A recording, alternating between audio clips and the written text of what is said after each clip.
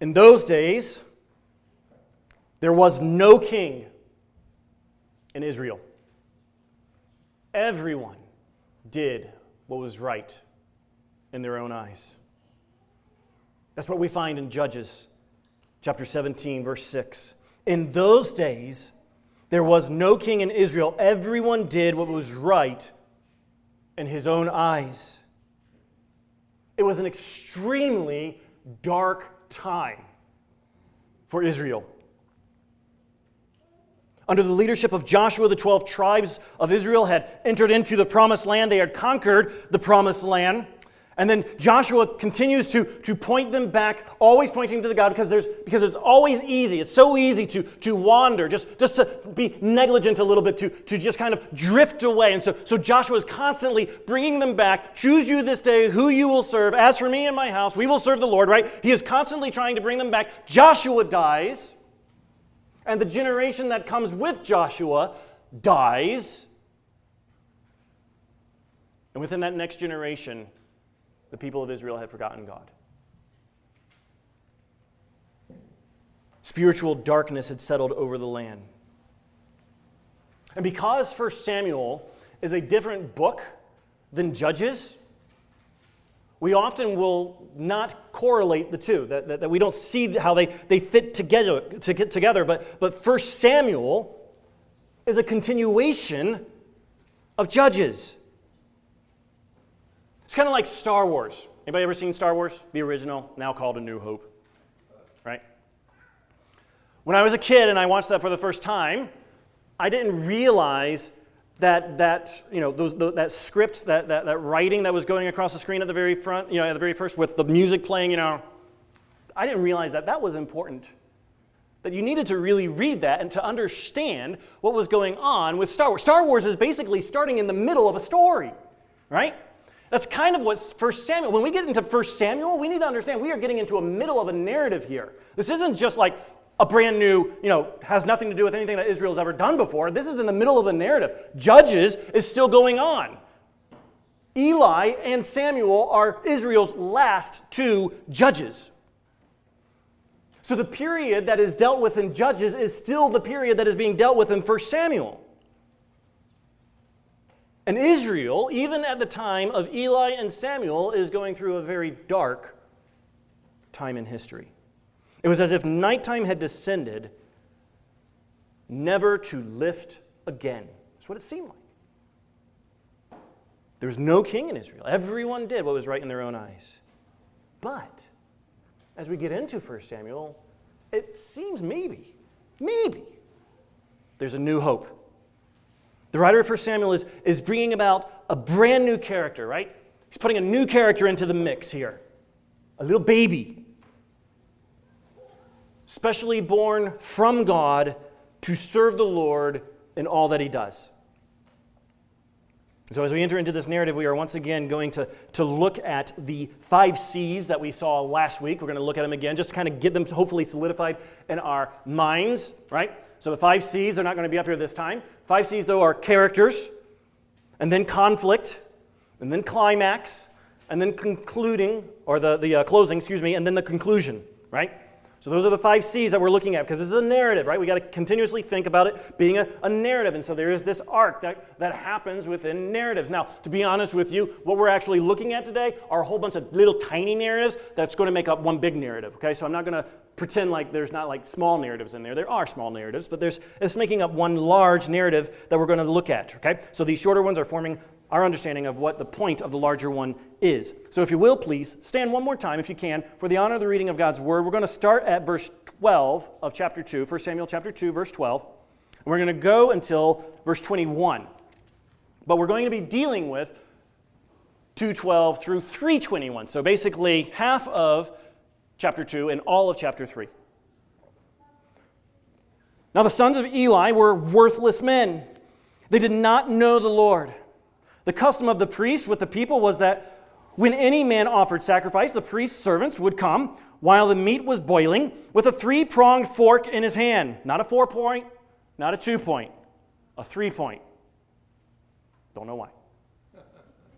But a 3-point fork, 3-pronged fork in his hand. And and he would thrust it into the pan or the kettle or cauldron or pot. All that the fork brought up, the priest would take for himself. This is what they did at Shiloh to all the Israelites who came there.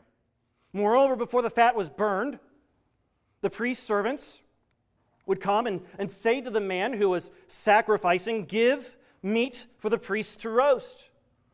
For he will not accept boiled meat from you, but only raw." And if the man said to him, "Let them burn the fat first, and then take as much as you wish," he would say, "No, you must give it now, and if not, I will take it by force." Thus the sins of the young men was very great in the sight of the Lord, for the men treated the offering of the Lord with contempt. Samuel was ministering before the Lord, a boy clothed with a linen ephod. And his mother used to make for him a little robe and take it to him each year when she went up with her husband to offer the yearly sacrifice.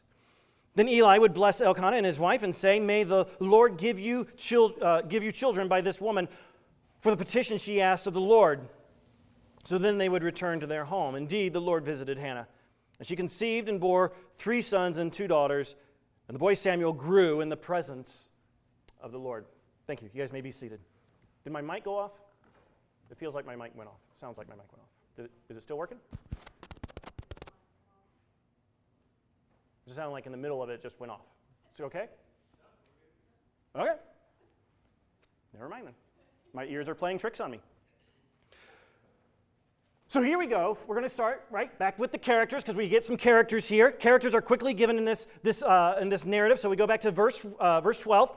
Now the sons of Eli. So here we go. The sons of Eli were worthless men.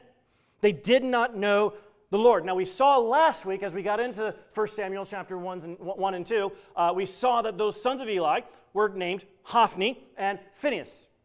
These were the 2 sons. We saw last week that they were basically foreshadowed. They're mentioned there, but they're not really talked about anything except that they are the sons of Eli. And so we know that they're eventually going to be mentioned, and all of a sudden, here they are in chapter 2, verse 12. And so there is Eli, who was mentioned a little bit later. So it's the sons of Eli, and then Eli is mentioned a little bit later, and then Samuel is mentioned. And then, actually, there is this unnamed prophet. We don't know who he was, but there's this unnamed prophet who comes and speaks to Eli at some point. So these are the characters. It's interesting to see that the 2 main characters of this narrative are called worthless men. Now, the word that is actually used there is the word Belial. The whole phrase is that these men were sons of Belial. We don't use that word very often. Belial, though, in Hebrew, tended to mean something like worthless or wicked. And eventually it actually got so bad that this name got so personified with wickedness that it was actually another name for Satan. It was another name for the devil, right? And we actually see this in 2 Corinthians chapter 6, verse 15, where he says, "What accord has Christ with Belial?" What does Christ have to do with Satan? What does Christ have to do with the devil? It almost could be said that Eli's sons were descendants of the devil. Almost said. They were wicked. It is so easy when we read, not just the narrative, though probably very much so in the narrative, but when we read the Word of God, to miss the spiritual warfare going on, to miss the cosmic battle between God and Satan, between God's people and Satan's people. We have to be very careful that we don't do that. These sons of Eli, though Eli was a priest, and by all indications, though it never says it in the text, by all indications, and if you put all the pieces together, you see that Eli was probably actually the high priest at the time. He is a descendant of Ithamar, Aaron's son. So even though these boys, these priests, were the sons of the high priest, they were still sons of Belial. They were wicked. They were descendants of the devil, basically. Why, though? Why does he say that? Because he answers it right there. Because they did not know the Lord. They were serving in this semi-permanent contraption that was kind of like the tabernacle, kind of like the temple, quasi of each, kind of put them both together. They were serving the Lord, and yet they did not know him. We need to understand it is very easy to serve someone that you do not know, that you've never met. That's who these characters are. These are the two main characters, Hophni and Phinehas. Which leads us then to the conflict, because the conflict obviously comes from the fact that they were worthless, that they were wicked men. Something has gone wrong. A lot has gone wrong. We're going to read it one more time just to reacquaint ourselves, right? 13 through 17, real quick. The custom of the priest with the people was that when any man offered sacrifice, the priest's servant would come while the meat was boiling with a three-pronged fork in his hand, and he would thrust it into the pan or the kettle or the cauldron or the pot. All that the fork brought up, the priest would take for himself. This was what they did at Shiloh to all the Israelites who came there. Again, this is not the rule. This is not the command. This is not the law doing this. This is them doing this. There was no king in Israel. They simply did what was right in their own eyes. Moreover, before the fat was burned, verse 15, the priest's servants would come and say to the man who was sacrificing, "Give meat for my priest to roast, for he will not accept boiled meat from you, but only raw." If the man said, "Let them burn the fat first, and then take as much as you want," he would say, "No, you must give it now, and if not, I will take it by force." Thus the sin of the young men was very great in the sight of the Lord, for the men treated the offering of the Lord with contempt. Later on, if you keep reading this narrative, later on you will find that Hophni and Phinehas actually go and at that temple tabernacle kind of place, actually treat the women that are serving there as temple prostitutes. There's a huge problem here. These men were priests in the Aaronic line. They were supposed to be examples of who God was. They're supposed to be like the go-between, the mediator between God and them. We haven't gotten there yet, but is it any wonder that the Israelites were like, no. We want a king over us.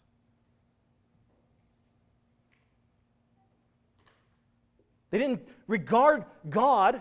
They had no regard for God, and therefore they had no regard for the fellow Israelites, for humanity. This is typical. A person who has no regard for God will find little reason to have regard for their fellow human beings, other than maybe peer pressure or pride, selfish gain. Now, without going into a whole lot of detail here, there was a specific way that the law commanded for the priests to get their food. They weren't allowed to have their own parcel of land like all the other 11 tribes. They had land that was given to them when they entered in. Levites weren't allowed to have that. They had to be scattered around, and they basically made their living off of the sacrifices that were made, the offerings that were made. They got a little portion of it. Some of it was a grain offering, so they got some bread, and some of it was meat offering, so they would get some meat. And there was a law, there were a bunch of laws actually that said this is how you go about getting your food. It is obvious that they didn't do that here. They didn't abide by that law. They just went in, took their fork, whatever they got out of there, that's what they took. And then that kind of got old. And I don't know about you, if you ever had boiled meat, it's not always the tastiest, right? They wanted roasted meat.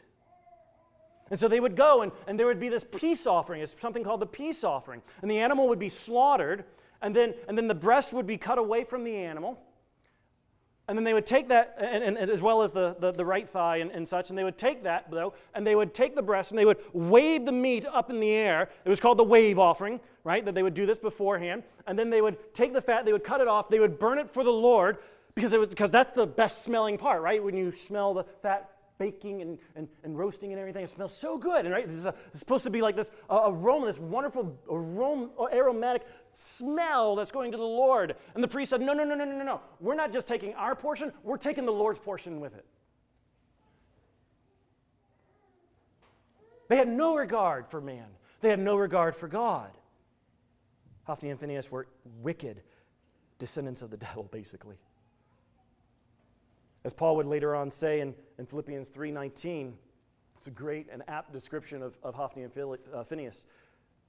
Their end is destruction. Their God is their belly, and they glory in their shame with minds set on earthly things. So the conflict continues. We see that Eli's actions to put a stop to his sons were basically too little, too late, right? They're a day late and a dollar short, basically, is what they would say in the South. I don't know if they say that here in, do they say that here in St. Louis? Okay, day late and dollar short. Okay, just make sure. All right. The writer of 1 Samuel informs us at the beginning of the rebuke that Eli was very old. He was very old. For whatever reason, Eli decided that that he was not going to try to even stop his sons until he was of old age. That's the implication that is being given. By then, they were already in positions of authority. They were already in their priestly positions. By then, they had already made a mockery of the sacrifice. It seems like the only time that finally Eli decides that he's going to chasten his own sons is when they start treating the women like temple prostitutes. That's just a bit too far for Eli. We see that actually Eli seems to have actually gotten some gain off of his sons and what they're doing, because he's pretty big. When we look at him, when he dies, it says that he was kabod, that he was weighty. He was massive, it seems like, and so he seems to have benefited from the sons taking not just the breast offering, the peace offering, but the fatty peace offering. And he gets condemned for it by an unnamed prophet here. But he tries to bring his sons in. He tries to rein them in. Look at chapter 2, verse 25.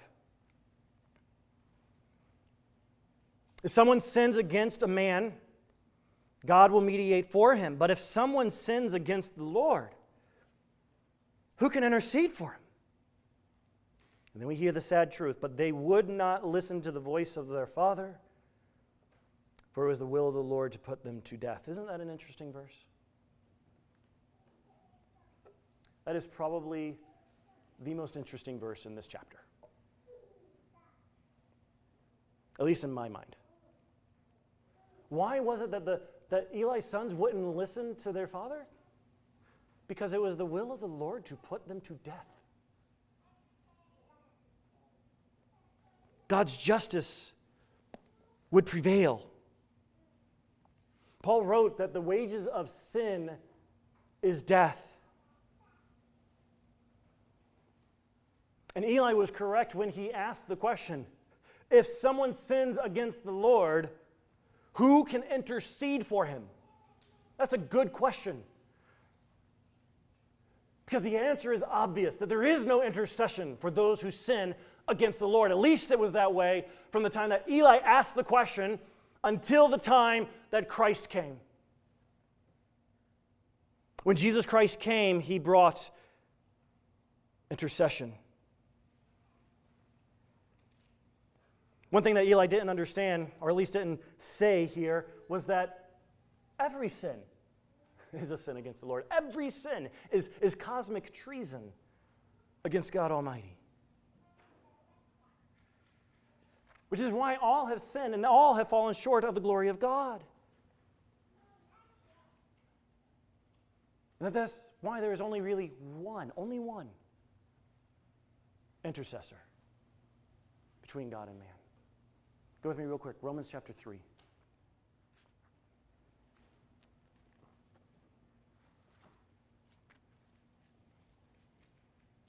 Look at 23 through 26 here.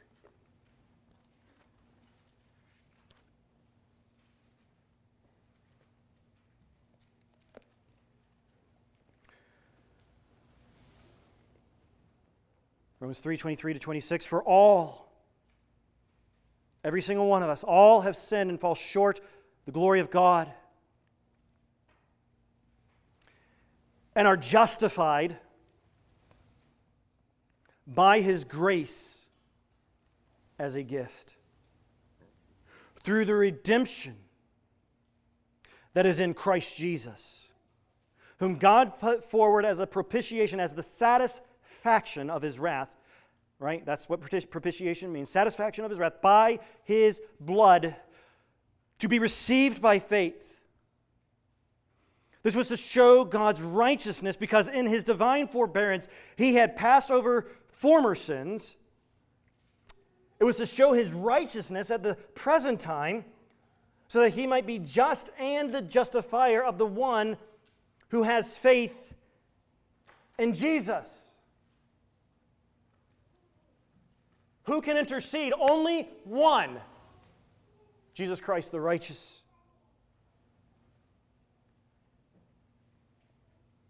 Otherwise, we die in our sins. Real quick, though, and please hear me. When we entrust our lives, we entrust our very beings, all that we are, body, soul, mind, when we trust our lives to Jesus Christ, we immediately become priests of God.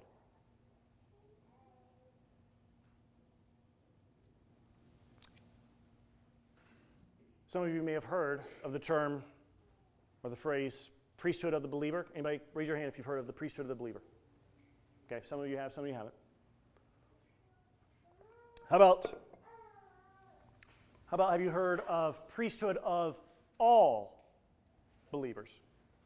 Priesthood of all believers. A couple of us. Okay. Martin Luther saw that the scriptures teach that when we come to Christ, we become priests. That there is this priesthood not just of one believer, but of all believers.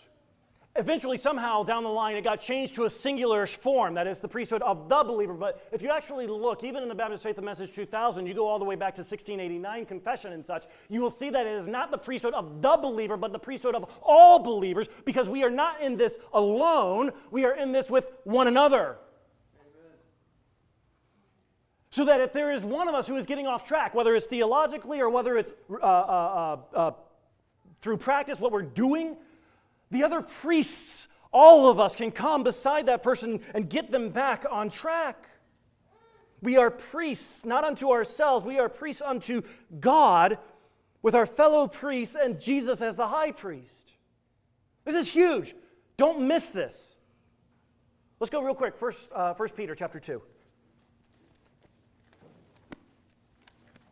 This is not the only place that we find this, but this is the clearest of it. 1 Peter chapter 2, starting at just at verse 9. You are a chosen race. And by the way, the you here, that's the plural. You are, as a whole, as a group of believers, as the church, you are a chosen race, a royal priesthood, a holy nation, a people of his own possession, that you may proclaim the excellencies of him who called you out of darkness into his marvelous light. John talks about it in Revelation. Paul talks about it in his epistles. This is something that is a fact. We are priests unto God with Christ as our high priest. And understand the reason that this is important. Hear me when I say this, beloved, because this is huge. A priest who neglects his holiness will find that he has neglected his usefulness. Or has negated his usefulness. A priest who neglects his holiness will find that he has negated his usefulness. A priest who is derelict of duty will find himself deprived of that duty. That's the exact thing that happened with Hophni and Phinehas. And while they are a great example of it, they are not the only ones. These descendants of the devil were derelict of duty. And while we may still be priests, in other words, we are still believers, though we may be derelict of duty, we may still obviously have that eternal security, the preservation of the saints. Thus, our destination is secured. We may still be priests, just like Hophni and Phinehas. We will find that the ministry that God has called us to is taken from us because we were not good stewards of God's work. So there's a conflict here, right? And then we have a climax. Climax happens when God reveals his direction. It's probably one of the most famous passages out of 1 Samuel chapter 3, with Samuel being called by God. If you grew up in a Baptist church, you probably have heard this story half dozen times through Sunday school and VBS and children's church or whatever.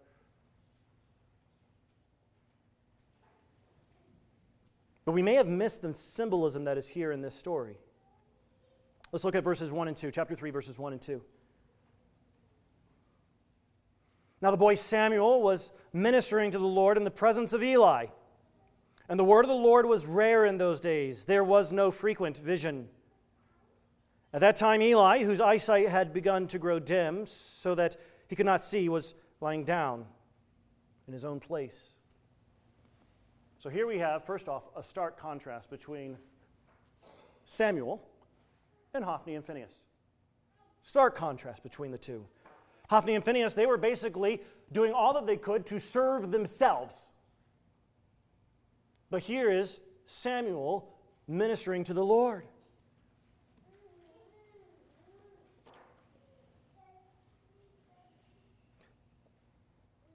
This idea that he was ministering to the Lord, it's the same thing that we see when Samuel is actually left behind.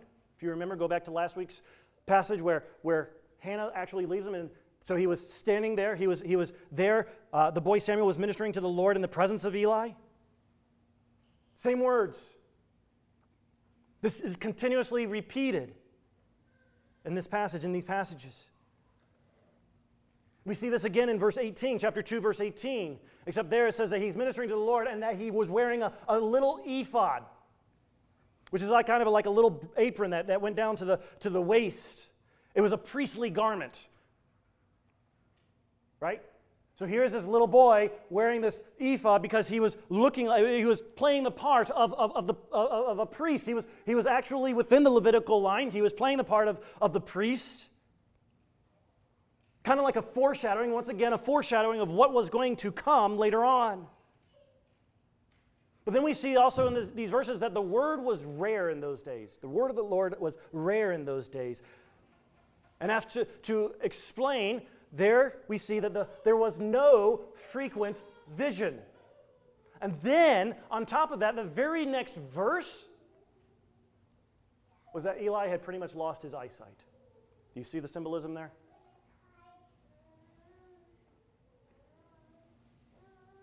Eli's eyes had grown dim. There was no frequent vision.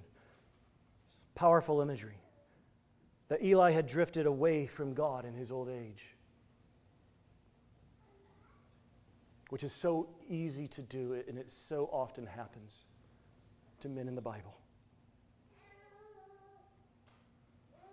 He did not end his life well. Then we go to verse 3. The lamp of God had not yet gone out, and Samuel was lying down in the temple of the Lord where the ark of God was. So there's this physical lamp there within the temple, within this tabernacle, this structure here that's in Shiloh. It was probably nighttime. People estimate that it was probably closer to about midnight. How in the world they know, I don't know. Maybe there was enough oil for it to last until midnight or so. But both Eli and Samuel, they're lying down. And like Israel, darkness had fallen, nighttime had come across. It was dark. Most of the people had forgotten God.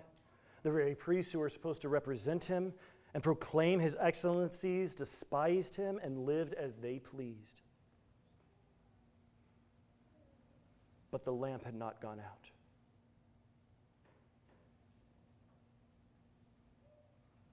Kind of like what was later said with Jesus when he comes into the world, right? That the light shines in darkness, and the darkness has not overcome it. Samuel would be God's light in a darkened Israel. So Samuel hears his name. He runs to Eli, thinking that it was Eli who called him. Eli says he doesn't call him, so he sends him back. Hears his name again, gets up, goes to Eli. Eli says, I haven't called you, go back. So he goes back, lies down. Hears it a third time, finally, right? Finally, it takes 3 times, but finally Eli realizes what's going on. He says, it's the Lord that's calling you. Go back. If you hear his voice again, then say, speak, for your servant hears. And so we see that sure enough, a 4th time comes, and we see in verse 10 that there is the Lord, not only just calling his name, but now he has stood there, right? And the Lord came and stood, calling as at other times, Samuel, Samuel, and Samuel said, speak, for your servant hears. No one had heard from God in years. He had been silent, very likely because nobody even wanted to hear from God in the first place. But on this night, God spoke. And God was about to start a new work. But that new work would not be done with Eli and his sons. There's a new priest in town, and his name would be Samuel. There was this unnamed prophet who spoke to Eli in chapter 2. And we find out indeed that he was going to raise a new priest. Go back to chapter 2 real quick. Look at verse 35, second to last verse. And I will raise up for myself a faithful priest. Now, understand this really quick, because here we have something almost contrasting what we see in Deuteronomy chapter 18. There, God tells Moses that he is going to raise up for himself another prophet that's going to be like Moses. Here now, all of a sudden, this prophet is telling Eli that he is going to raise up for himself a faithful priest who shall do according to what is in my heart and in my mind, and I will build him a sure house, and I will go in and out before my anointed forever. And so you read this, and then all of a sudden you get into this story about this narrative about Samuel, and he's getting called from God, and it's very tempting to go, Samuel's going to be that priest, except Samuel's not going to be that priest.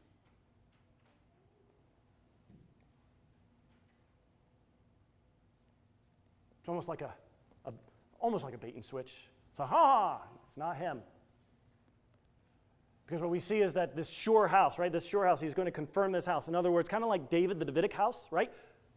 That was going to be on the throne forever. Here is now going to be a priest that was going to be a priest forever. And it's not going to be Samuel. Samuel dies. He's only a priest for one king, not a perpetual kingship. We see later on that Zadok was the king, or was the priest. And it was his line all the way until the exile that took on the priesthood. But even then, it has its fuller fulfillment in Jesus.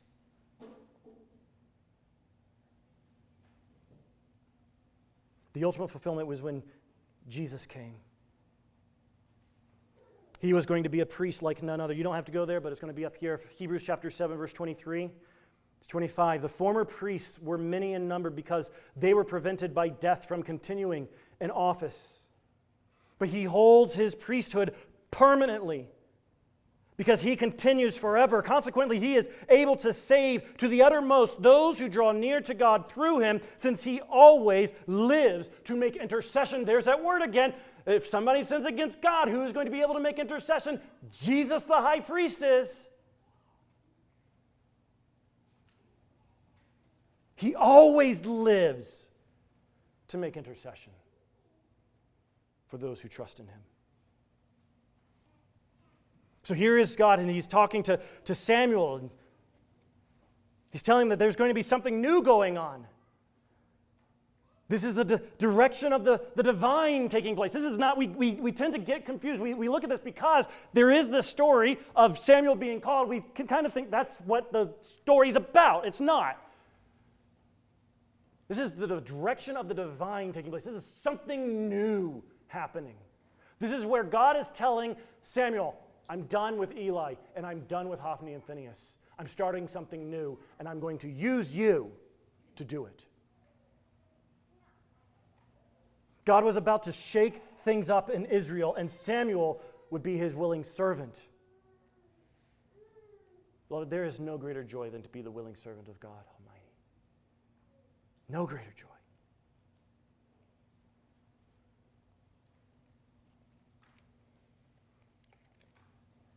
So the writer of Hebrews tells us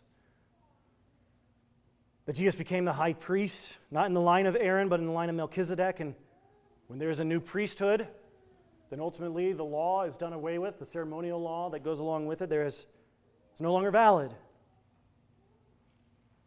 Jesus told the Pharisees who were complaining about his disciples not fasting, he says, no one puts a piece of unshrunk cloth on an old garment, for the patch tears away from the garment, and a worse tear is made. Neither is there new wine put into old wineskins. If it is, the skins burst, and the wine is spilled, and the skins are destroyed. But new wine is put into fresh wineskins, and so both are preserved. What does that have to do with anything? It has everything to do with it. When God begins a new work, he puts off the old and he starts fresh. Because the old cannot handle the new. The traditions of the Pharisees and the Sadducees and such would not be able to accommodate Christ's grace and Christ's ministry. Jesus was not going to be another sect of Judaism, right? There wasn't going to be the Pharisees and then the Sadducees and the Essenes and then the Jesusites. He wasn't just going to be another sect of Judaism. He was beginning a brand new work. And it would not fit into the old traditions of man.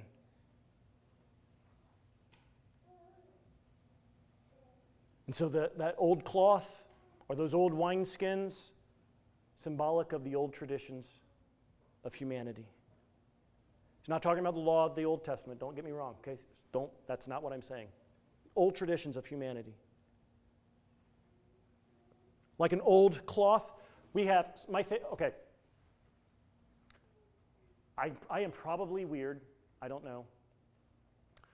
But I like rough towels. I hate brand new towels. Oh my goodness, there is nothing worse than touching a brand new towel. I like the old 7-year-old towels that feel like sandpaper. Okay? We have some of those, probably just for me, right? If you've ever had one, the elastic begins to kind of crinkle up maybe at the end, you know what I'm talking about? And then you try to pull it back, and does anybody know what happens then? The entire towel begins to tear, right? It just can't handle the stretching, right? It's old, and it doesn't stretch anymore. That's the way I like it, right? Those are my favorites. That's what he's talking about, right? You get an old piece of cloth, and it's got a hole in it, and then you put a brand new piece of cloth on there, and then all of a sudden that brand new cloth begins to shrink, and it's pulling, and it's like, it doesn't work. It's going to tear it. The old traditions don't work when God is up to something new. We have to be very careful not to allow our traditions to overtake God's new work. Never let it be said of us. Instead, let us pray that when God desires to do a new work in St. Charles, that we are not so focused on our traditions or on our own desires or on our own likes that we refuse to stretch and be a part of what God is doing. God was doing something new in Israel in Samuel's day, and the priesthood was corrupt through and through.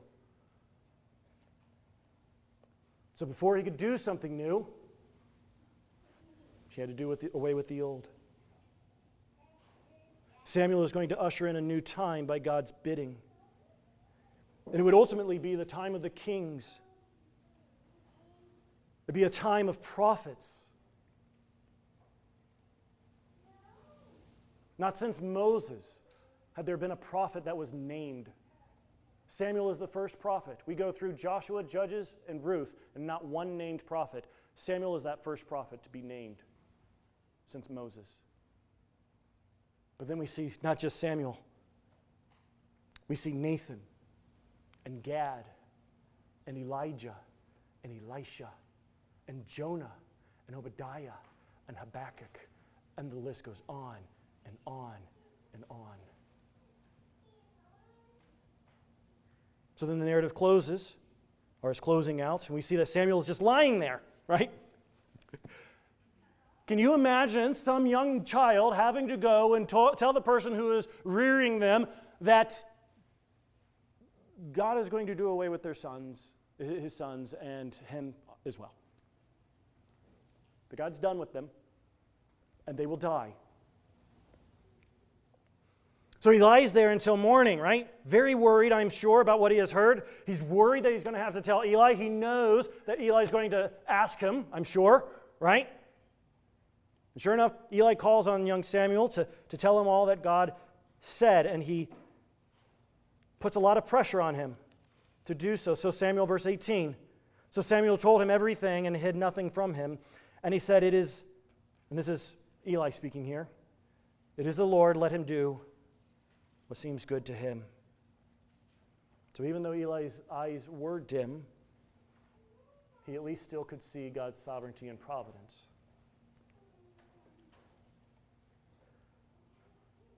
Beloved, God has given us each a message to tell. He has given to us a gospel to proclaim.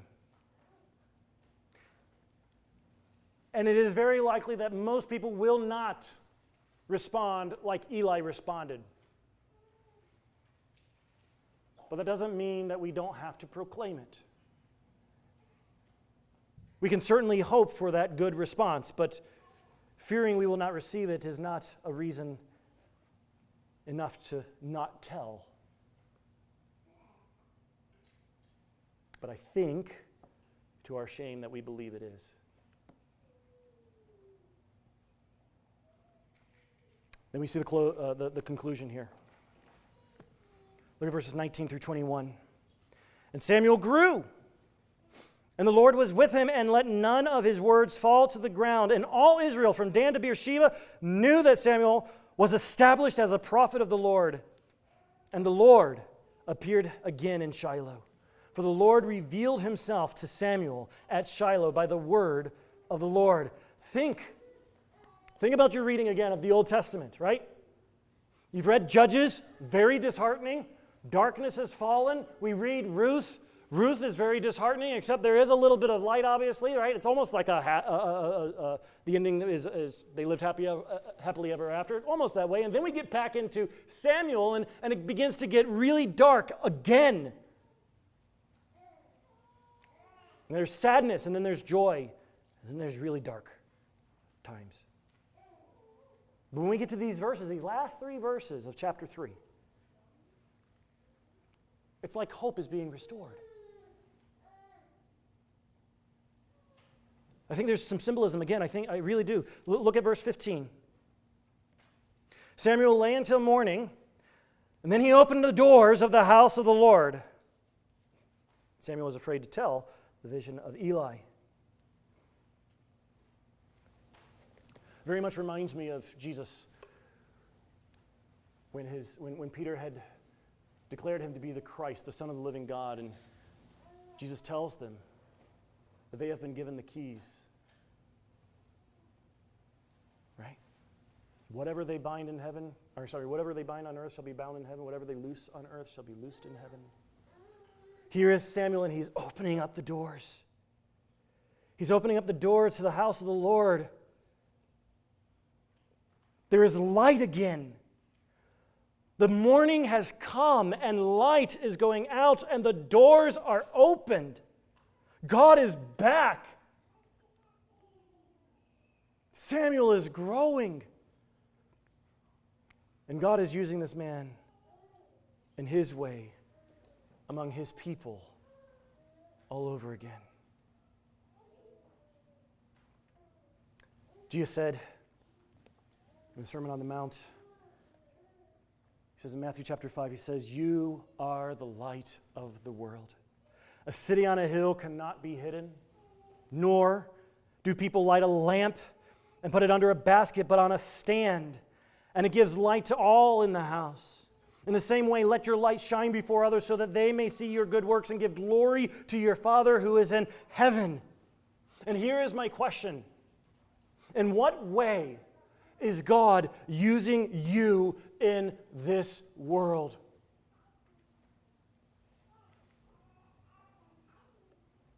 Paul said that we would be saved by grace through faith to do the works that God has prepared for us beforehand. And my question is, what are those works that He has prepared that we are to be doing?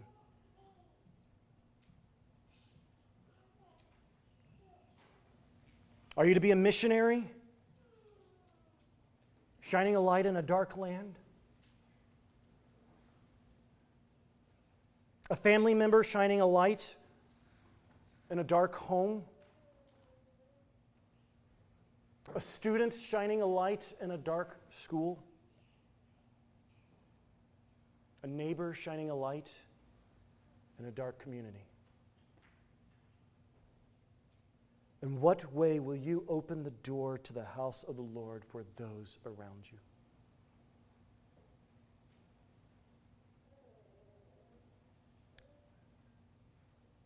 You are a chosen race, a royal priesthood, a holy nation, a people for His own possession, that you may proclaim the excellencies, of Him who called you out of darkness into His marvelous light. Let's pray.